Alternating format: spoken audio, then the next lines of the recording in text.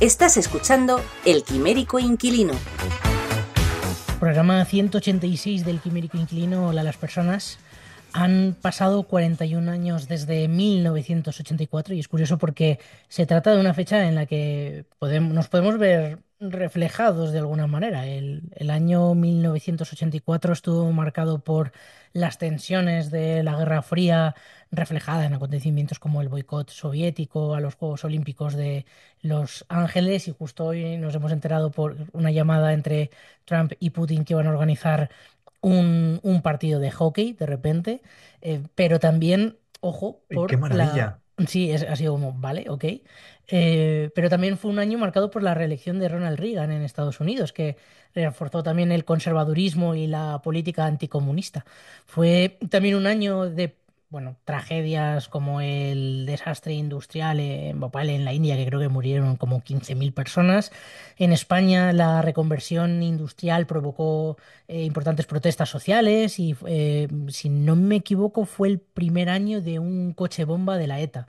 Ya había habido atentados, pero en este año escaló bastante la violencia.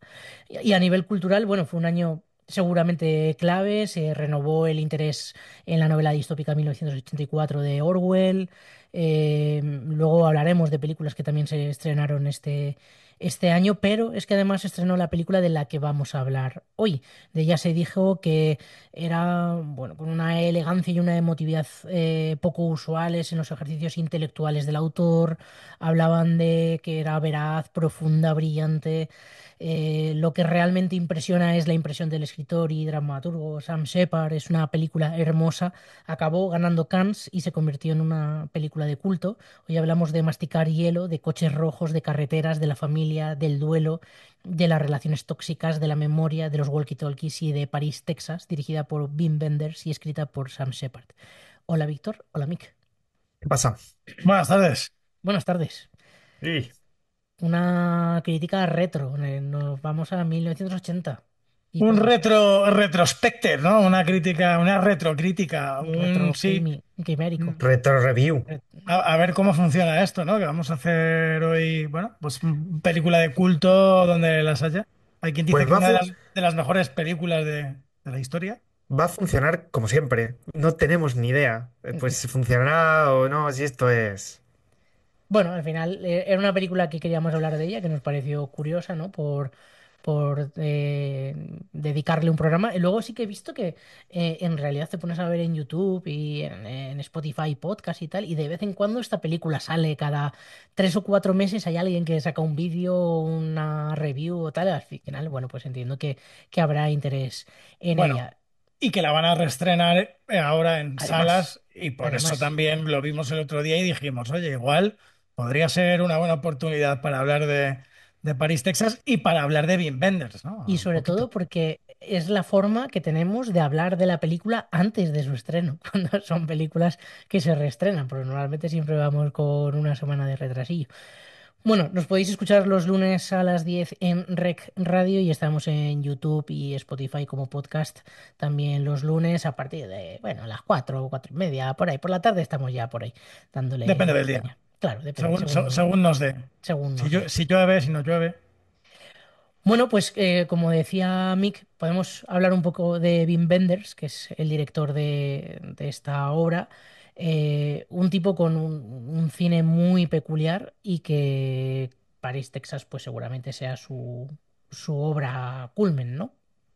Sí, bueno, a ver, también hablar de Wim Wenders así en 5 minutillos es complicado, ¿no? Porque pues es uno de los grandes directores de cine de la historia y uno de los, no sé, si tuviéramos que decir los 10 sobre todo de los últimos, no sé, 50 años, ¿no? Pues probablemente igual Wim Wenders sería uno de los que habría que tener en cuenta y de los que habría que mencionar. Y bueno, o sea, sobre todo, pues decir que es uno de estos grandes genios y uno de los directores que surgieron un poco post-nazismo, ¿no? Que empezaron a ver la luz en los años 70 con las dos Alemanias, ¿no? Con la Alemania dividida, muro de Berlín mediante, ¿no? que no sé, bueno, podríamos también asociarle pues un coetáneo contemporáneo de, por supuesto, de Herzog, ¿no? Que es otro de Mm. Werner Herzog, de otro de estos directores de esa generación, de Fassbinder, de Volker Schlondorf, siempre me cuesta decir lo de Schlondorf, es que con los alemanes hay veces que se dice fatal, ¿no? Pero bueno, bueno, eso, de estas dos Alemanias y que, pues tras ese pasado que se les había negado quizá un poco con este nazismo, ¿no? Y con la Alemania post Segunda Guerra Mundial, empiezan a surgir y a encontrar un poco su identidad como cineastas, como artistas. Y en el caso de Wenders, pues le interesa mucho como el rock, la cultura un poco americana, la literatura, los viajes, ¿no? Y a través como que de eso, pues define un poco su identidad. Es muy hablando de definir su identidad, ¿no? Como estos directores, la búsqueda de la identidad también es como uno de los temas recurrentes en su cine, ¿no? De Wenders. En este caso vamos a hablar quizá de una de las películas de la búsqueda de la identidad más universales, ¿no? Y más famosas que hay, ¿no? Que es París, Texas. Y diría que incluso es verdad que en París, Texas, hay una búsqueda de la identidad del individuo, pero también se está hablando de la identidad como sociedad, ¿no? Que Total. en este caso está retratando la sociedad norteamericana, pero entiendo que también tiene ecos de su propia Alemania, ¿no? De pensar lo que se ha podido ser, lo que no, este mito, ¿no? De la nación que siempre existe en cada país y lo que, pues sí, un poco eso, ¿no? Lo que podrían Sí. haber sido. Desde luego, creo que en todo su cine se refleja, vamos, en todos estos cineastas que he comentado se refleja bastante, pero en concreto en el de Wim Wenders, pues mismamente en películas como El cielo sobre Berlín, ¿no?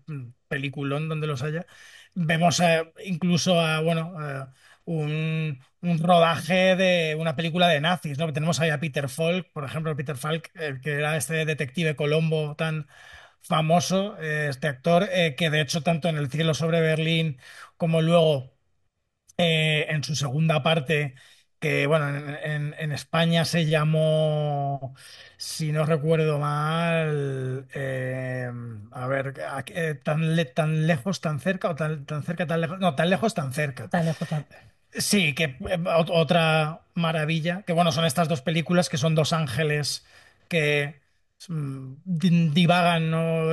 Por el mundo y observan la humanidad y el dolor de la humanidad, que son los actores Otto Sander y Bruno Gantz, ¿no?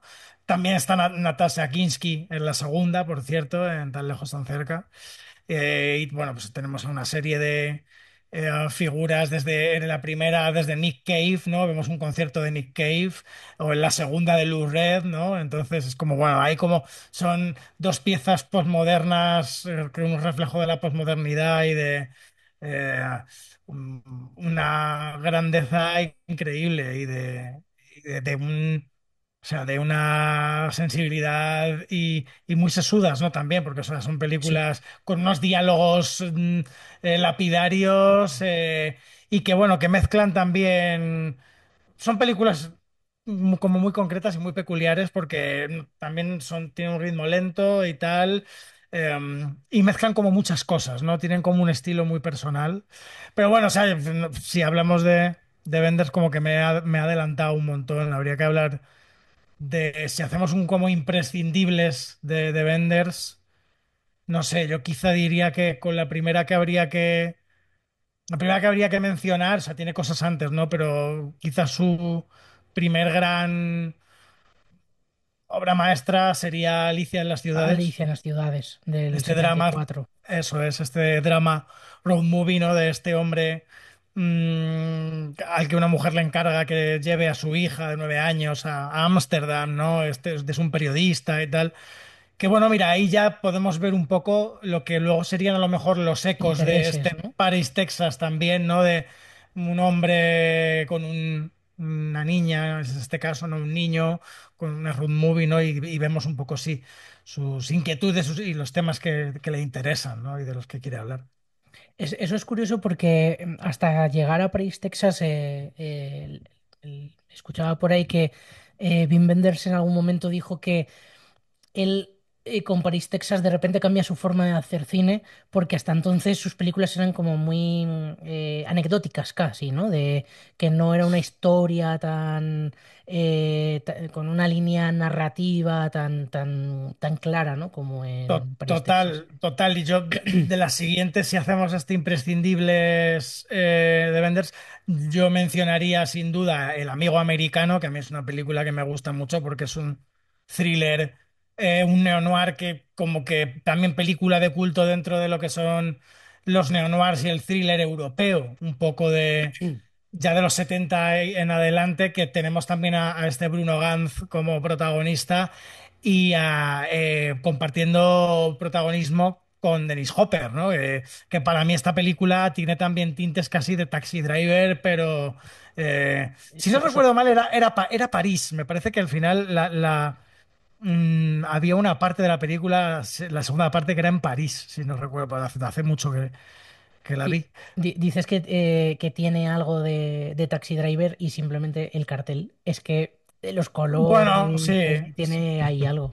Sí, había un montón, o sea, el coche, ¿no? Con ellos y también un poco de los temas que trata. Que este de Dennis Hopper, pues es como un marchante americano ahí que intenta poner a prueba como la integridad de este otro tipo, ¿no? De Zimmerman, que pues es un fabricante de marcos que parece una enfermedad terminal y es como que este hombre también representa ahí como un gángster que le ofrece dinero y tal. Bueno, no sé, a mí es una película que en su momento me gustó mucho, bueno, en su momento. O sea, en el 77 no, desde luego, porque no habíamos nacido. Pero me refiero en el momento en que la vi, que es una película que sí que me interesa bastante. Luego quizá ya pasaríamos, ¿no? A París, Texas como su siguiente gran película. Sí, Y la hay siguiente, cosas ahí, pero vamos, sí, tiene, bueno, la verdad es que ha sido un tipo prolífico, tanto en joder. televisión, documentales, cine, cortometrajes, pero Y quizá... que ha rodado además por todo el mundo, ¿no? Porque mm, tiene una cantidad de escenarios desde Asia a Europa, a América. Bueno, o sea, como un cineasta tremendamente completo, porque aparte luego, como documentalista también no tiene precio, ¿no? O sea, bueno, o como incluso realizador en general de videoclips, ¿no? también, claro. Y la siguiente quizá del 87 El cielo sobre Berlín, ¿no? Sí, sin duda. O sea, para mí, junto con París, Texas, es pues otra de también, pero porque el género fantástico, ¿no? Que bueno, pues aquí tanto nos gusta y que en concreto pues está hablando de algo que desde mi punto de vista, a mí, tanto esta película como luego su secuela tienen que haber inspirado necesariamente a Neil Gaiman dentro de toda su mitología, tanto con Sandman como luego, pues yo qué sé, por ejemplo, aquel libro que escribió con Terry Pratchett, ¿no? Bad Omens, Ujú. pero en general un poco sí que creo que Gaiman debe haber bebido de, de estas dos obras de Benders. O sea, que el guion es de Benders, pero la novela es de Peter Handke. Y bueno, no sé, o sea, igual es la novela, ¿no? Pero a mí hay algo de como muy Gaimanesco De todas en formas, yo ambas. creo, sí, a ver, yo tampoco estoy diciendo mucho porque yo no conozco tanto la obra de Wim Wenders, entonces prefiero escuchar, pero que es, al final estos directores tan importantes es imposible que no influencien más allá. Claro. Es inviable. Además, antes decías lo de que habían rodado por diferentes partes del mundo, y eso también yo creo que se ven en los grandes cineastas, las inquietudes que tienen sobre la necesidad de conocer y la necesidad de contar, ¿no? Claro, Y yo creo que además los grandes maestros o los grandes directores, incluso directores que son muy prolíficos ahora mismo, incluso con X edad, tienen siempre una necesidad de no solo quedarse en su sitio, sino expandirse un poco y se nota muchísimo eso. luego quizá nos podríamos ir, porque, insisto, tiene muchas películas entre medias, ¿no? Pero Sí, o tan sea, no, lejos, tan no, cerca, no. a lo mejor. Sí, no, sí, yo quizá sí, dentro de su filmografía, yo creo que el siguiente hito, que en su momento no fue muy bien recibida, porque es verdad que de la primera a la segunda, o sea, los personajes son en esencia prácticamente todos los mismos, incluso Peter Falk vuelve a estar. Hay un personaje nuevo, evidentemente, pero es verdad que de la primera a la segunda hay un cambio un poco no de paradigma, pero sí que la segunda se convierte en otra cosa. Pero bueno, sí, para mí sigue siendo una película igual de memorable y con el mismo valor y igual de postmoderna que la primera, porque aquí hay un momento en el que están mezclando, hay como mucho eco del nazismo y de toda esta herencia y de identidad alemana y de dónde vienen, hay un mogollón de referencias a toda la historia anterior, desde no solo de la primera, no solo la segunda, sino la Primera Guerra Mundial.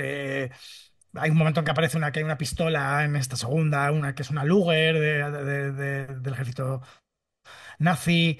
Hay unas armas de los nazis que tienen escondidas debajo de un puente, como en las alcantarillas, unos tipos que están pirateando películas pornográficas en aquel momento, que era como en aquel momento, claro, el VHS, ¿no? El pirateo de películas era un negocio ilegal que daba dinero. Entonces, bueno, hay también como hay unas aglutinan ahí, tanto en esta como en la segunda. Hay que tener en cuenta que la primera era todavía con el muro de la vergüenza mediante, y aquí ya había caído, porque esta es del 93. Claro, sí, en Es- el entonces, de la justo primera 4 añitos. quizás se nota un poco, ¿no? También eso. Y bueno, o sea, en la película se habla, ¿no? De que pues ya no hay muro y Peter Falk vuelve. Peter Falk es que es gracioso porque se interpreta a sí mismo. Interpreta a Peter Falk. O sea, el personaje es el mismo, ¿no? Que en la primera está grabando una película y en la segunda está haciendo una exposición de sus obras, de las que hablaban en la primera película, de pictóricas. Y bueno, o sea, es que son películas que yo creo que debe ver todo el mundo, todo el amante del cine, porque son dos joyas, y que a todo el mundo le puede sacar muchísimo, muchísimo partido. O sea, la primera, un ángel que se enamora de una trapecista y tal, y bueno, o sea, son dos caramelazos. No sé si después, ya de tan lejos, tan cerca, que me hace gracia el título, ¿no? De tan lejos, de cómo se llama en alemán, que es Invader from so nah, tan lejos, tan cerca. No sé, que la diferencia es un poco. A, No sé si me iría, a perdona, su documental, ¿no? a la De sal de la tierra, Buenavista. al de No, Sebastián. Ah, el de antes, Buenavista, sí. al de Buenavista Social Club, porque tiene también que ver con Ray Cooder, que va a aparecer también Sí, en París, Texas, ¿no? Bueno, un poco se cierra el círculo, que en París, Texas sí. se le da una oportunidad para hacer de repente una película que contra todo pronóstico iba a encajar a lo mejor un Ray Cooder ahí, y sin embargo hace algo brutal y sensacional, ¿no? Y bueno, pues luego cómo lo cierra con este documental que también ha pasado un poco a la historia de los mejores documentales, diría de la historia, pero también en general y concretamente, ¿no? Relacionados con la música. Que por cierto he visto que estaba nominado al Oscar, no lo ganó ese año, no sé cuál lo ganaría, pero mm, estamos hablando de un super documental. Ganó, bueno, un día de septiembre. En el año 99. Bueno, es el tema de un grupo de terroristas palestinos qué curioso, ¿no? En el año 99, tan cerquita de las Torres Gemelas, de repente este documental, ¿no? Bueno, es quizá el siguiente, ¿no? Que podríamos comentar. Tiene muchos documentales y documentales muy buenos. O sea, ya hablando de documental y ya un poco siguiendo la línea de años, yo sí que ya diría La Sal de La la sal de la Tierra, tierra. que es una absoluta barbaridad, es una maravilla de documental que habla de la obra del fotógrafo brasileño Sebastião Salgado, que es, joder, el documental es increíble. Estuvo también nominado al Oscar, pero tampoco se lo dieron, ¿eh? Bueno, no ha tenido demasiada suerte, yo creo, con los Oscar este señor, porque Paris, Texas, por ejemplo, ni lo olió. Luego él contó que en ese momento las productoras, distribuidoras decidieron no apostar demasiado por la película porque pensaban que no encajaba demasiado bien y decidieron no apostar por ella, no le metieron pasta en promoción y por tanto no llegó a los Oscars. Pero bueno, peliculón igualmente. Yo, La Sal de la Tierra lo vi lo llegué a ver en el cine, Yo en se la tengo su, por en, ahí su en DVD. en su momento. Yo, después de La Sal de la Tierra, para no enrollarnos mucho más, me iría a Perfect Days, o sea, que es la película de 2023, ¿no? Que es que es Sí, una otra, bah, es una maravilla, una absoluta joya. Además, ahí Benders rodando en Japón, ¿no? Rodando en Tokio, rodando en japonés, con Koji Yakusho, como protagonista, que hace también un papel increíble. Este drama social, ¿no? Un poco. Que es que, jolín, yo me quedaría, no sé, días y días viendo a este hombre repetir su día con esa sonrisa en la cara otra vez más, ¿no? En plan, y viendo cómo limpia váteres. Es que tiene esta algo esta me acuerdo película que hablamos, se habló de ella en el Quimérico. No hicimos un programa como tal, pero sí que fue nuestras mierdas o algo de esto. Me suena que se comentó. maravillosa. O sea, a mí Perfect Days una de las películas de lo que más me gustó. Porque a nosotros nos llegó en 2024, en febrero, me parece, 2024, bueno, a fines de enero del año pasado. Igual. Para mí fue una obra maestra. Bueno, como curiosidad, porque es que esto me parece como súper random, luego tiene un documental de repente del Papa, o sea, Sí, que es como, vale, bien, venga, va. sí, sí, sí. Bueno, la verdad es que un tipo con un cine muy especial, quizá no para cualquier paladar, porque es un cine más, quizá más, a veces más contemplativo, ¿no? Más de unas atmósferas muy concretas, unos ritmos pausados, ¿no? Pero bueno, y en cualquier caso, un tipo interesante. Y quería comentar, porque antes lo he dicho así un poco de pasada, películas que se estrenaron en 1984 a la vez que París, Texas, porque se estrenó, por ejemplo, Amadeus de Milos Forman, ¡Wow! ¡Qué maravilla! pero es que se estrenó también Los Cazafantasmas, Joder, se vaya estrenó año. Dune de David Lynch, Érase una vez en América de Leone, Madre mía, qué barbaridad. Gremlins, Indiana Jones y el Templo Maldito, Karate Kid, La Historia Interminable, Terminator, el Fíjate, estreno de ostras, Godzilla, Footloose, o sea, como, ¿qué año? vaya, vaya año. De todas formas, te vas algunos años y son piezas de culto todo. Igual Sí, sí, habría que Todo, hacerse una todo. camiseta de 1984 y ya, total, ¿no? total. That year, ¿no? ¿Sabes? Es que es una maravilla, ¿eh? Sí, sí. Y veías películas que a lo mejor no tan top, pero sí conocidas y que me ha parecido que, joder, qué añito. Bueno, pues si queréis le damos directamente a la sinopsis y ya arrancamos un poco con esto.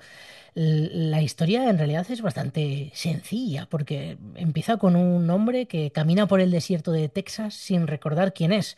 Su hermano lo busca, intenta que recuerde cómo era su vida 4 años antes, cuando abandonó a su mujer y a su hijo. A medida que va recuperando la memoria y se relaciona con personas de su pasado, se plantea la necesidad de rehacer su vida o de al menos disimular que no se fue a por tabaco y que le han pillado. Escuchamos el tráiler.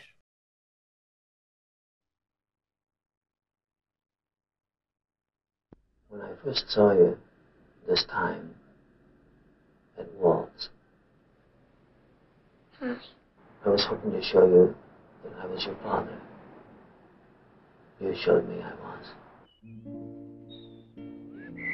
How do you have two fathers? Just lucky, I guess. I could never heal up what happened. I can't even hardly remember what happened. It's like a gap. Have you seen Jane or talked to her? We thought you were dead, boy. How long have I been gone, do you know? 4 years. Is 4 years a long time? It is for a little boy. There will be no safety zone. I can guarantee you the safety zone will be eliminated. What's out there? I gotta go away now, Why? because I'm gonna find her. How's it going? I want to find her too. I knew these people. They were in love with each other. She's leaving the vein. He was kind of raggedy and wild. She was very beautiful, you know? And he loved her more than he ever felt possible.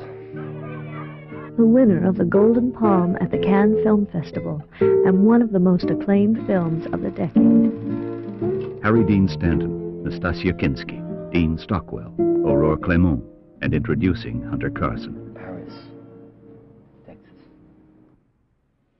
Is there something, I don't know, is there something I can do for you? Paris, Texas. Escuchábamos el tráiler de París, Texas, y antes de preguntaros por qué merece la pena, quería leer una cosa que he encontrado por aquí que me ha parecido curiosa, que la dijo en su momento Wim Wenders. Decía, a veces suceden fenómenos extraños, a veces hay películas que se estrenan justo en el momento preciso y eso es lo que pasó con París, Texas. No sé si fue la suerte o el destino o una combinación de ambos.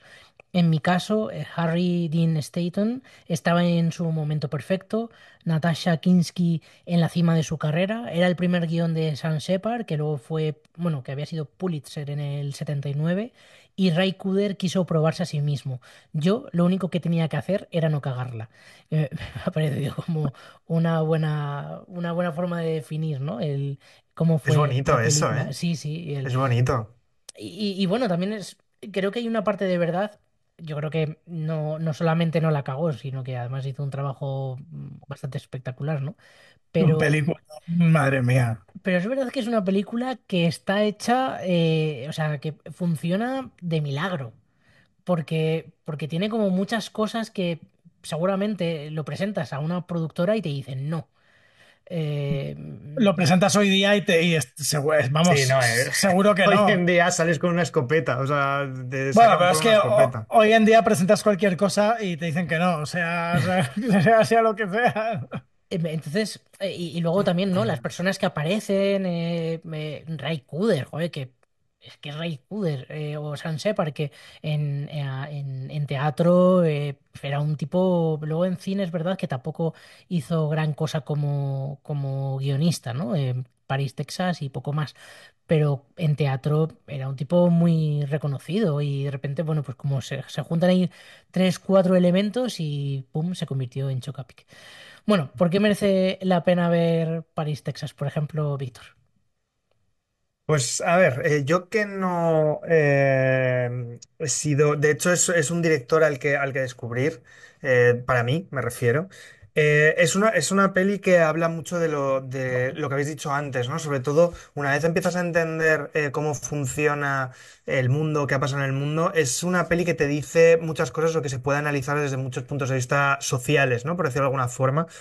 Porque al final es de este cine que si te gusta el cine tienes que ver y además cuando decías antes, Beli, las palabras de él, ¿no? Que dice que solo tenía que no cagarla, solo con la última parte entre las dos cabinas ya se ve un director que lo de no cagarla, no, amigo, o sea, hace un trabajo que es soberbio, sobre todo porque es muy difícil que por los tiempos que maneja la película, por la zona que maneja, creo que es difícil de trabajar, pero para mí la clave de esta película es cómo está diseminada la información, o sea, cómo va trabajando la información y cómo se va construyendo y el ritmo que tiene a la hora de hacerlo. Para mí es por la clave por la que merece la pena ver esta película.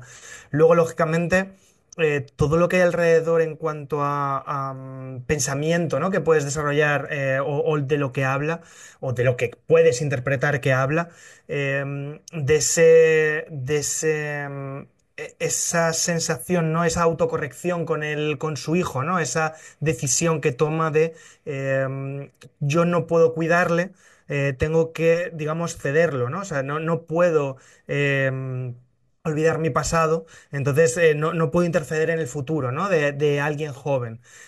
Todo eso, lógicamente, te lo puedes llevar a la historia, ¿no? Te lo puedes llevar a esa Alemania de absolutamente culpable, pero luego devastada, ¿no? Y luego nacida o crecida o renacida desde la culpabilidad. Y creo que la peli toca mucho eso, ¿no? La sensación que yo he tenido, desde luego, es que toca mucho esa parte de ceder, ¿no? De ceder el testigo o de culpabilidad casi, que prácticamente está dentro del personaje de Harry Dean Stanton, que hace... A mí es que me parece que la peli viaja con él, desde luego, pero es que todo lo que construye narrativamente, siempre lo decimos, ¿no? O muchas veces lo decimos, todo lo que narra con su mirada, con sus gestos, con sus tiempos, con sus espacios, es algo para mí muy difícil de hacer, ¿no? Y que cuando se hace de esta forma, no queda más que rendirse, ¿no? A la evidencia, a una calidad enorme de cómo puedes narrar, cómo puedes construir un personaje desde el silencio, ¿no? Y cómo vas construyendo un personaje desde el silencio hasta la información, digamos, hasta ese final en una conversación absolutamente dramática, absolutamente devastadora y sublime. O sea, me parece que la última conversación es absolutamente... Es una locura, es una locura por cómo está construida, por los tiempos, por cómo maneja los personajes, por cómo maneja los planos, por cuándo por todo ese tramo final, ¿no? En el hotel, por decir alguna, en este hotel, cómo maneja los tiempos, cómo maneja el off, cómo maneja el diseño sonoro, todo. Es increíble, o sea, es una peli que es una, ¿no? Como decís vosotros, yo creo que es un director al que hay que ver, al que hay que analizar y sobre el que sobre todo hay que sentar bases, ¿no? Yo creo que cuando quieres aprender cine o quieres entender cine, yo creo que estas pelis te ayudan mucho, precisamente porque se manejan esos ritmos y esos ritmos Claro. contados bien eh, te, son muy para apreciar. Mick. Sí, bueno, o sea, desde luego, suscribiendo todo lo que dice Víctor, merece la pena porque por todo, ¿no? O sea, que creo que es una película de la que sí que podemos hablar, que en absolutamente todos los campos y todos los departamentos que existen en una película, roza lo genial, lo casi la perfección. A mí, lo que me parece devastador es la construcción de Travis, ¿no? De este personaje llevado a la pantalla por Harry Dean Stanton. Porque es que como simplemente cómo arranca la película, y de dónde aparece, ¿no? El personaje de Travis viene como del corazón del desierto, sin saber quién es. Nadie sabe de dónde viene, él mismo no sabe tampoco de dónde viene, no lo sabe ni el espectador, ni lo sabe el propio personaje, ni el resto de personajes, ¿no? Entonces siembra como un misterio y una incógnita desde el principio de la película. Además, este Travis que parece un poco, a mí me recordaba un poco a ese John Wayne en Centauros del Desierto, ¿no? De cómo aparece John Wayne ahí, desde el fondo, que es algo que además tenemos luego también un poco en la trilogía del dólar, ¿no? De Leone, ¿no? Con el personaje de Blondie, Personajes, perdona, mis personajes muy silenciosos muchas veces, o sea, Claro, claro. que Mm, se manejan en No esos deja de planos. ser un western, ¿no? Porque al final esta película Tiene un poco de eso, sí. es un western, Total. un western postmoderno, total y absolutamente, ¿no? Un western disfrazado de un drama familiar, de un drama social, que habla también de la salud mental, ¿no? De los trastornos mentales, pero no deja de ser un western y una road movie, un western moderno. Que de hecho luego, esto mismo, esta siembra de ese personaje, en esa incógnita, como mencionar que lo recoge en 2006, un director noruego que es Jens Lien, que es que el inicio de la película es exactamente igual. O sea, esta incógnita de ese personaje que aparece, que no se sabe de dónde viene, que no se sabe de tal. Y hay algo que me encanta de cómo aparece Travis, y que es algo que vemos recurrente a lo largo de la película, que es esa sed constante del personaje que sigues, como vienes del desierto y has pasado muchos años fuera en el desierto, nadie sabe dónde vienes, pero que refuta la teoría de ese trauma de y ese alcoholismo, ¿no? Porque no deja de Claro. ser un personaje que era un alcohólico.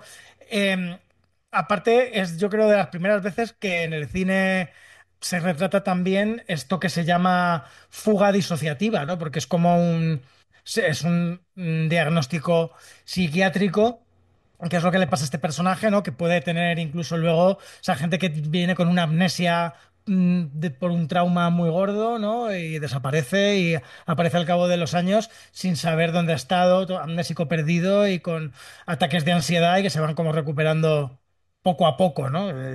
Y, o sea, que esto es algo que pasa, ¿no? Lo que pasa es que yo creo que lo usa como planteamiento, pero luego no es algo que lo desarrolle como un personaje que tiene ese problema, porque enseguida es como que ya empieza a recuperar otra vez, ¿no? Que no es... Claro, lo usa pero como porque idea, como planteamiento. sí, o sea, como planteamiento de que viene de ahí, pero o sea, que este personaje tiene este trastorno y poco a poco, a través de la familiaridad y tal, de hecho, al principio le vemos que se escapa, ¿no? Porque es como, no es capaz de lidiar como con esa realidad y enfrentarse a eso, entonces se escapa y, bueno, o sea, es algo que psicológicamente tiene que ser también como complicado de, ¿no? de entender y tal, pero bueno. Y también me gusta mucho, merece la pena por la elección de ese personaje, de ese actor, ¿no? De Harry Dean Stanton, con ese personaje, porque si hubiera sido un personaje más joven, nos haría dudar, pero vemos que es algo que no es por un tema de un problema de inmadurez, sino que es otra cosa, ¿no? Si hubiera sido alguien joven, pero no, vemos que es una persona ya mayor. Entonces, lo anterior que ha vivido y lo que vamos a ver después no ha sido por un problema de inmadurez, sino por esta situación, ¿no? Y esa construcción que viene dada de esa relación tan complicada, tan compleja y que tiene un problema tanto psicológico como un problema de alcoholismo, ¿no? De adicción y de control de impulsos, ¿no? Bueno, merece la pena, por supuesto, por la banda sonora, que creo que es una absoluta barbaridad, una absoluta maravilla, esa guitarra picking, ¿no? En plan que parece casi una improvisación en todo momento, acompañando al personaje, ¿no? De Travis, que es que realmente improvisa, porque no sabe muy bien por dónde se anda, qué hace, ¿no? Se mueve un poco como por inercia, va encontrando un poco el camino, ¿no? A medida de que se va desarrollando las acciones de los demás personajes, de lo que él quiere ir encontrando, y como que va un poco desgranando su identidad, pues eso, amiguitas, ¿no? Eh, yo qué sé, el tratamiento del color, cómo evoluciona el color durante toda la película, desde el principio hasta el final, con el arco del personaje. Me Es, parece una es, maravilla, ¿no? Como lo es, tratan. es muy loco. Yo no sé si a vosotros os pasa con esta peli, pero yo lo he estado mirando también porque tengo la sensación de que en algunos momentos tira de los cuadros de Edward Hopper, de De Hopper, Hopper, sí, del sí, pintor, Sí, pero de una sí. forma, además los colores, esos verdes, esos contrastes también con los rojos. Es brutal, es brutal. A el nivel rojo. fotográfico es increíble. El rojo que está presente en toda la película, además un rojo fuerte, ¿no? Con esa gorra roja, momentos en los que aparecen carteles de Coca-Cola rojo, coches rojos, es todo rojo, ¿no? Pero sobre todo que hay en algunos que incluso se evidencia mucho más ese color con contras, que están como fuera, son como muy excesivos también, esos verdes, esos contrastes, momentos de planos, hay un momento que van a un café que prácticamente desde otro punto de vista, pero tenemos ese cuadro de la cafetería famosa de Hopper. Hay muchos momentos que de verdad a mí personalmente me llevan mucho a la pintura de este tipo. Sí, o sea, no sé si es Hopper o es Hooper, pero y esto lo digo porque hablando de Hopper, Hunter, que es el hijo de la película, que la película es Hunter Henderson, pero el protagonista, vamos, el actor, el niño, se llama también Hunter Carson, era el prota de Invasores de Marte de Top Hopper. Ojo, Claro, o qué sea, grande. Cierra el circo. claro, claro, el círculo se cierra. Sí, sí, es que, jolín, cuando la volví a ver el otro día dije, anda, coño, digo, sí. No, no, como que yo no, en el momento no, o sea, he caído ahora al volver a ver la peli. Y dije, anda, pero si es el mismo. Digo, este niño me sonaba de alguna otra cosa más, y era de la de Invaders from Mars, que sin ser ninguna obra maestra, pero es una película que yo le tenía como bastante, Vaya. bastante cariño. Ay, me encanta esa peli. Sí, sí, Me encanta. yo le tengo mucho cariño, a mí me gusta mucho también. Bueno, no sé, o sea, que la película merece la pena por pues, interpretación, dirección, mm, fotografía, un poco por todo, ¿no? Pues yo qué sé, por Natasha Kinski, que está también en esta película impresionante, ¿no? Además, cuando ves a Natasha Kinski, te das cuenta de que es exactamente igual que el Klaus Kinski, pero en guapa. ¿No? Porque se parece un montón al padre, pero en guapa, porque mira que Klaus Kinski era un hombre muy bueno, pero poco agraciado, ¿no? Y dices, "Jo, se parece mucho al padre, pero bien", ¿no? Así por poner un poco de humor en la cosa. Bueno, a ver, es que cuando has dicho lo de la banda sonora estaba pensando que creo que siendo una película maravillosa, yo no sé si la banda sonora es mejor que la propia película, ¿no? Porque es algo que se te queda, además, típica banda sonora que luego escuchas cuando pones, no sé, en Spotify bandas sonoras míticas, esa es una de las que más molan y que más que están más listas. Es que Y es genial. poco se habla de las coplas en español que canta Ah, Travis, ¿eh? sí, de Claro, repente, ¿no? porque se canta de vez en cuando unas coplillas ahí, porque claro, hablan de que la madre de ellos era no, la madre de su madre, su abuela, era de origen español. Y entonces se canta ahí sus coplitas, ¿eh? Ojo. Y también no sé si parte también de algo, ¿no? De dónde ha estado, ¿no? Todo ese tiempo que ha estado por Texas, se supone, pero no En sabes. México, dice que en México, sí, Claro, pero, que no sabes pero cuánto ha estado por allí, por México, relacionándose con hispanohablantes y todo eso. sí, Eh, porque además puede ser, o sea, con esto que hablaba de la fuga disociativa, puede ser que esta gente en esas huidas desaparezcan durante años y tengan una personalidad, una identidad nueva y tengan relación y otro trabajo con gente nueva y que luego no sé, que no recuerden lo anterior y que luego no recuerden de dónde vienen mm, durante ese pues proceso. O sea, es una movida, ¿eh? Es heavy. yo, bueno, creo que resumiendo mucho, merece la pena ver Taxi Driver, perdón, Taxi Driver. Al final hemos dicho, Claro, es que sí. voy a hacer la asociación. Hemos hablado antes del amigo americano, que era un taxi driver a lo alemán, ¿no? Y con una estética un poco a lo taxi driver. Y como el personaje de Paris, Travis. Texas, es Travis, tu Y cabeza de además, repente se ha ido. hemos dicho Texas y me ha venido taxi, que bueno, en fin. Bueno, bueno, joder, cómo funcionan las cabezas. Bueno, París, Texas. Creo que uno de los motivos es porque es historia del cine, ¿no?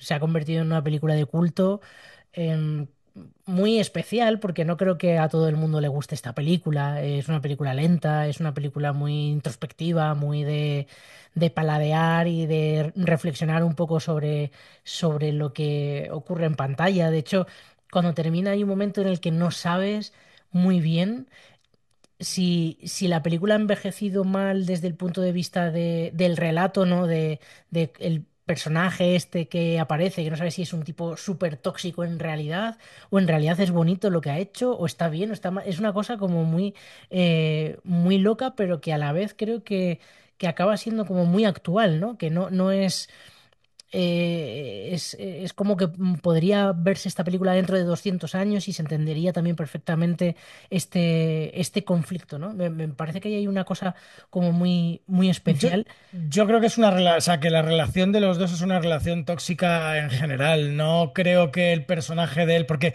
si él hubiera sido una mala persona, un mal tipo, ya vemos cómo la relación de su hermano, cuando el hermano va a buscarle, cómo le trata a la mujer de su hermano, y un poco por cómo cuenta él las cosas, por cómo habla después, él sí que se arrepiente de su comportamiento, pero creo que es una cosa mutua, de una relación tóxica de dos personas que se encuentran en un momento y que quieren hacer de algo una familia y una relación y se dan cuenta de que es imposible. Y eso hace que él beba, que la trate de tal manera, que haya un problema de celos y se vuelve una relación tremendamente tóxica y que al final explote y tengan que alejarse. Y él lo sabe, porque si tú te fijas, él empieza a beber otra vez en el momento en que la vuelve a encontrar a ella. O sea, o sea, Sí, sí, cuando le dicen dónde está, ¿no? O que sí, cada X claro, tiempo envía dinero por él. Sí. sí, y cuando va y tal y va a verla, empieza en la barra del bar y Ah, no, tal, sí, ya eso es empieza a justo tomar después, sí. chupitos, a beber y el niño le dice, no sé por qué bebes eso y tal, con el olor que tiene, y que le ha enseñado la foto también de lo de la parcela antes. Lo Eh, que, y lo que pasa es que yo creo que es una de las grandezas de la peli es que tú tienes que construir el límite al que ya ha claro. llegado el personaje, ¿no? Luego cuentan muchas cosas y demás.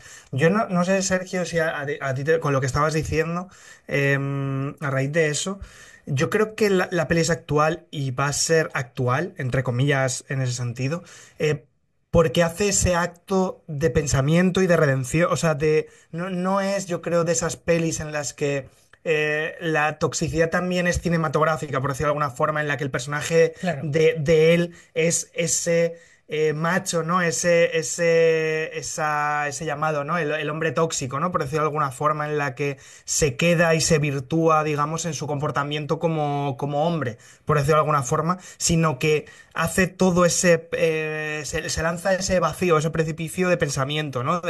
De análisis de qué he hecho o cómo ha sido, e incluso tenemos en una escena en la que parece que vuelve a pasar. Parece que hay un momento en el que tiene que controlarse, digamos. Entonces, no sé si te refieres a eso, porque a lo mejor es esa la parte que puede más quedarse en el tiempo. No sé si te Mira, referías a eso. además a mí hay otra cosa que me llama también mucho la atención y que un poco corrobora esta teoría que tengo yo de que es algo mutuo y que los dos han tenido parte de culpa en esa autodestrucción de la pareja, que es que también no sabes exactamente qué ha pasado con esa autocaravana ni quién ha prendido fuego a la autocaravana. O sea, no sabes qué ha pasado, no sabes cómo se ha incendiado esa autocaravana, porque él cuando se despierta y va a buscar a su mujer y a su hijo, pero no están. Entonces, te da incluso que pensar que ella puede haber provocado ese incendio y haber salido pitando. O sea, deja como muchas incógnitas, muchas cositas abiertas para que sea algo que haga trabajar al espectador, pero que nunca vas a resolver, ¿sabes? Porque, bueno, te lo deja como que ella habrá tenido su culpa y él habrá tenido, o sea, los dos han tenido cosas, ¿sabes? Han tenido comportamientos peores, comportamientos mejores, y aparte, él sabe que eso va a volver a pasar, por eso lo que hace es que la madre y el hijo se reencuentren y él se va. Es el héroe o bueno, o un antihéroe, como lo queráis llamar, del western, que llega al poblado, hace lo que tiene que hacer y se va. En realidad, claro, es una figura muy típica de las películas del oeste, que es el intruso benefactor, que de repente aparece en la aldea, realiza la acción buena y desaparece, que es ET también, sin ir Sí. más lejos, o Jesucristo, que es un poco lo mismo. Bueno, pero sí que un poco lo que tú dices, Mick, de lo de la autocaravana que arde. Yo ahí tengo muchas dudas, porque tal y como se plantea todo esa narración de lo que pasó, no queda claro si eso ocurrió No, realmente siquiera. Cuando habla de que ardió la caravana, ¿no? O la casa en la que vivían, no sabes realmente si están hablando de una metáfora de cómo fue aquella relación y que a lo mejor no es que ardiera como tal de forma literal, ¿no? Sino que fue casi metafórico, que llegó un punto de la relación en que todo prendió fuego y se fue a la puta, básicamente, ¿no? son las dos cosas. O sea, probablemente sí que pasase, pero funciona como algo metafórico, ¿sabes? Bueno, puede Claro, serlo o no puede serlo. no es algo que nunca sabremos porque no se explica. Yo sobre todo a lo que me refiero con esa parte de no de que creo que es bastante actual y que creo que siempre va a ser actual, bueno, porque es un conflicto que siempre va a existir, ¿no? Y es que a veces somos unos monstruos y de repente nos identificamos como tal, que es lo que le pasa a este hombre, ¿no? Que de repente se da cuenta de... bueno, a lo largo de la película, mejor dicho, se da cuenta de que fue un monstruo que por eso huyó, que algo le chifló en la cabeza, ¿no? Parte también el trauma de haber perdido a alguien a quien ha querido en una situación muy dramática, que puede ser este incendio o lo que fuere. em, pero también el darse cuenta de todos los errores que ha cometido, ¿no? Y que ese incendio fue por algo. No fue simplemente porque a su mujer le dijo, va, pues voy a quemar esto, ¿no? Sino porque la señora ya no aguantaba más esa situación en la que estaban, ¿no? Y en esa carrera por la toxicidad, cada vez vas ampliando, ¿no? tu apuesta hasta llegar a ese punto. Y de repente, pues él para ahí. Em, Hay una parte también que es verdad que estamos hablando solamente desde su punto de vista. No conocemos realmente el punto de vista de ella. No sabemos qué ha estado Claro. haciendo todo este tiempo, por qué no ha querido estar con su hijo real. Es que no se llega a explicar de forma clara, ¿no? ¿Por qué, por qué Bueno, yo que por eso también eso creo que ella también se ve en algún momento a sí misma como alguien, tanto él como ella han huido de esa situación y ella consideraba, te lo dicen, ¿no? Que consideraba a el hijo como algo que no quería tener, como una obligación al principio, o como que la anclaba un poco a esa relación tóxica, ¿no? Y entonces lo que dicen es que alguien le dejó al niño en la casa del hermano, ¿no? En un coche. Bueno, probablemente entendemos que fue ella. O sea, él desde ese incendio o lo que fuese salió de la caravana, se fue corriendo, no vio a nadie, no estaban, y fue la madre la que llevó al hijo ahí porque no era posible que ese niño estuviese bien tanto ni con el uno ni con el otro. Era un poco con la situación. O sea, lo que habían construido tal, mm, que es verdad que, claro, no sabemos ni lo que ha hecho ella ni lo que ha hecho él durante estos años. A ella la vemos, pues que está en este Peep Show trabajando, ¿no? Como una trabajadora sexual, no prostituta, sino, pues bueno, enseñando su cuerpo o atendiendo gente, ¿no? En estas cabinas. Eh, pero bueno, ella no se consideraba tampoco ni responsable como para poder criar a Hunter, ni se veía como una madre capacitada para pero a la llevar a vez... una Pero es, criatura a buen pero puerto. eso es lo bueno que lo construimos nosotros. O sea, no sabe, no, Sí, lo infieres al final, pero no lo deja claro. Claro, Porque todo lo que sucede. no lo dicen claro, pero tal y como está la historia construida, tú es algo que construyes como espectador por los detalles que vas viendo y las cosas, yo es las que tengo Pero esas pistas que es, te van dudas, Nick, dando. porque por otro lado, la mujer le está dando dinero todos los meses, ¿no? Que Sí, no es bueno, pero que... una cosa no quita la otra. pero por eso me parece a mí tan interesante la construcción de personajes que hay aquí. O sea, con pequeños detalles, pero nada, o sea, nada de lo que digamos pasa de ser algo que nosotros, que cada uno construye con Total. lo que, con los detalles que ponemos. O sea, el personaje de ella puede haber sido todo lo que dices, o puede haber sido un momento de absoluto terror y de pánico en el que no puede Claro, más y tiene que dejar al hijo. No de, o sea, de hecho, hablan el personaje es joven, o sea, habla de muchas cosas. Entonces, tú puedes ir construyendo muchas cosas. Yo creo que ahí está, para mí, la grandeza de la peli. O sea, es increíble cómo otras pelis intentan contar mucho más y cuentan mucho menos.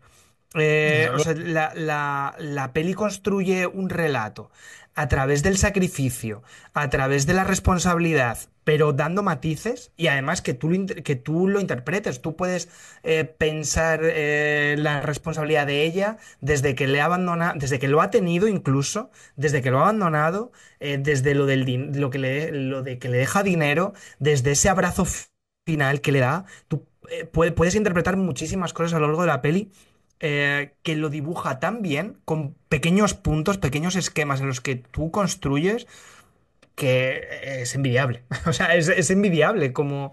Pero todo es subjetivo. O sea, lo que tú construyes, lo que Sergio construye, lo que yo construyo, es de esas obras inacabadas, pero que no necesitan serlo. Es que incluso puedes llegar a pensar que abandona, entre comillas, al niño simplemente porque le recuerda al señor este del que está huyendo, ¿no? Y que prefiere no verle la cara a su hijo porque le está recordando continuamente a un señor con el que ha tenido una relación súper tóxica y de la que quiere huir, pero a la vez se siente responsable porque es su hijo y por eso está... no, creo que hay muchísimas lecturas. Antes Sí. de pasar a con qué momento nos quedamos, quería comentar que me ha parecido brutal y que creo que también de alguna forma explica lo especial que es esta película y es cómo se construyó, porque primero se rodó de forma lineal, que es algo bastante poco habitual en el cine. Normalmente pues se rueda por facilidades de producción, pero no se rueda primero el principio y luego el final. A veces se rueda primero el final y por último el principio o con un orden totalmente descabalado. Y aquí en este caso se rodó de forma lineal porque se quería que el personaje fuera descubriéndose a sí mismo porque el guión no estaba escrito del todo. Tenían escrito el guión hasta la mitad, hasta el momento en el que van a buscar a la madre. Y según avanzaba el rodaje, Wim Wenders se puso a escribir porque Sam Shepard de repente tenía un curro por ahí, no podía continuar. Entonces hay una parte de la película que es un poco rara, sobre todo la segunda mitad, como que no encaja del todo con la primera. De alguna forma sí, porque están en una atmósfera muy especial, pero es un poco extraña hasta llegar al monólogo final, que no tiene nada que ver con el estilo de- del cine que hemos visto hasta ahora, que era todo de frases cortas y silencios, y de repente se cascan un monólogo interminable. De Eh, 20 minutos. y dices, pero bueno, ¿y esta gente qué pasa? ¿No ha tenido hora y media para hablar? Que tiene que hablármelo todo ahora seguido. Y eso sí que lo volvió a reescribir Sam Shepard, que creo que se lo llegó a dictar por teléfono a una secretaria para que escribiera el guión para que lo tuviera Wim Wenders. Y me parece que ya es como de estas cosas que dices, es que esto jamás podría haber dado una película como esta, ¿no? Tan redonda. Y bueno, por Total. pasar a con qué momentos quedáis, Mick. Bueno, pues mira, un poco recogiendo esto que has dicho de que él se ve a sí mismo, Travis, como un monstruo, hablando de cómo se ve él a sí mismo, yo recuperaría el momento del hombre en el puente con problemas psicológicos, con Sí, problemas mentales, y cómo él lo va viendo poco a poco según se va acercando. Hay un momento en el que para, se queda observándolo, no sabe muy bien qué hacer, está como no obnubilado por este tipo, pero hay un momento en que sí que decide andar, pasar a su lado, le acaricia la espalda sí, le da y ahí el le palmadito. rodea y sigue adelante. Y yo creo que ese personaje está ahí para, pues eso, denotar cómo se ve él a sí mismo, ¿no? Como Travis se ve a sí mismo. Total. Creo que define muy bien, define la película ese momento. Víctor, Pues me voy a quedar, los digo rápido, con dos momentos que son de él con el niño, tanto cuando sale de la escuela que va a casa, cada uno Joder, por un lado de la acera, que me parece maravilloso ese momento, como el momento del bar. Cuando vuelve a beber y el niño antes lo ha dicho a mí, ¿no? Lo de que no beba eso, o cómo puede beber eso. Eh, es que los momentos con el niño me gustan muchísimo, me gustan muchísimo cómo están retratados. Luego hay otros también, pero bueno, me quedo con el de la escuela, cuando vuelven a casa, que me parece Es magia. mejor momento padre-hijo, de los mejores Uf, momentos de la historia del sí, cine, ¿eh? total. Y vuelve a yo, trabajar en mudo, además. Es que es muy heavy la peli. yo también tenía apuntado ese, pero también me gusta mucho el momento en el que le explica a su hijo que va a ir a buscar con su madre y el niño le dice, voy contigo, que de repente Sí, ahí hay una conversación, ¿no? De, no sé, de una profundidad entre padre e hijo que también me parece muy Mm, interesante. sí. ¿Y con qué película completaríais París, Texas, Víctor? venga, pues para decirlo así un poquito rápido. Es una peli que, si llevándolo a alguna actual, me lo llevo un poquito más a lo actual, me iría por un lado a Nomadland, me iría a la peli de Chloe Zhao, actualmente, ¿no? Cómo encontrar tu sitio en este mundo capitalista. Me iría un poco a esa. Pondría también la película de 2010 de Denis Villeneuve, pondría Incendies con esta. Incendies. También por un poco por lo que hay, ¿no? La madre no habla, fallece y tienen que llegar dos cartas a unos personajes lo tengo por aquí en el Líbano.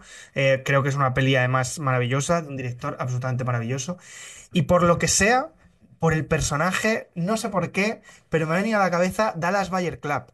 No sé por qué, Ostras. Bueno, personaje pero destruido también, ¿no? Sí. totalmente. Y el estilo, Y esa parte, delgadito. ese carácter destructivo, sí, totalmente sureño y demás. No sé por qué, pero me ha venido esta peli, así que la pongo ahí. Mick, Venga, pues estupendo. Yo voy a decir primero una historia verdadera de David Lynch. Eh, o sea, porque es que es la película que más se parece a Paris, sí, Texas. Indudablemente tiene algo, ¿no? De ese road movie, de también de esta persona mayor, ¿no? Entonces, o sea, bueno, hay incluso la banda sonora, la atmósfera, el tal, tiene algo. En general, Lynch tiene muchas cosas de Benders y Benders muchas. Lynch y Bender comparten piso, ¿no? Como aquel que dice. Yo luego digo en Nebraska de Alexander Payne. Bueno, pues es que también creo que pues, igual, o sea, a nivel de salud mental y de maldita una sea. persona mayor totalmente perdida y bueno, sin saber dónde está y tal. Que a ver, es que sabía que Nebraska bueno, una historia Ah, verdadera no sabía, pero Nebraska sabía que te la iba a quitar. Esta no creo que te la quite, que es El verano de Kikuchiru de Takeshi no, Kitano. esta no. Que bueno, al final también es, bueno, pues un niño ahí de vacaciones en el que el marido de una vecina le dice que acompaña al niño y tal, pero pues, que también un tipo que ha sido un ex yakuza y demás, y entonces, bueno, es el viaje de estos dos personajes, del niño y el yakuza que es Kitano, evidentemente, que es una película súper recomendable, es una de las grandes obras maestras de Kitano. Vale, pues yo también rápido. Lo vería con Cuatretondeta, película española de Paul Rodríguez con José Sacristán, ya que me has quitado Nebraska, también de un señor que mayor, que tiene ya problemas de memoria y bueno, tiene creo que quería enterrar el cuerpo de su mujer en el pueblo, pero de repente olvida el camino y se pierde, ¿no? Un poco también de persona que por problemas mentales, ¿no? Pues tiene ahí un problema de memoria. Luego tengo apuntado Cerrar los ojos de Víctor Erice, que creo que también habla de la identidad y de este tipo de temas, de la vejez, y que podría encajar incluso por tono.